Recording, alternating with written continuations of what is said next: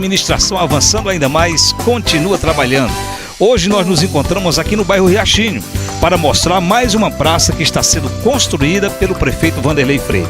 Essa praça vai beneficiar toda a comunidade. Aqui vai acontecer missas campais, grandes eventos. Uma praça moderna ao lado da Capela Nossa Senhora de Fátima.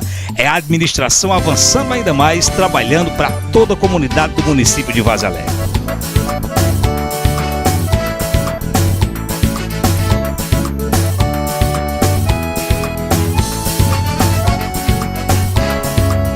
Rapaz, a praça aqui vai ser muito boa, beneficiar nós que somos moradores aqui do Riachinho, né?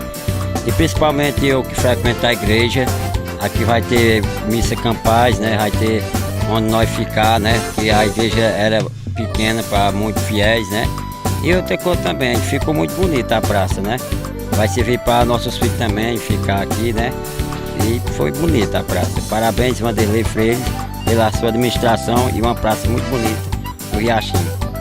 A nossa comunidade, ela precisava dessa praça aqui ao lado da capela, porque aqui antes era só mesmo terra e mato.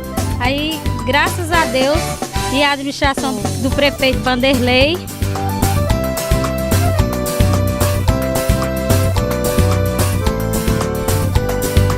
a administração avançando ainda mais, continua trabalhando para toda a população de Várzea Alegre.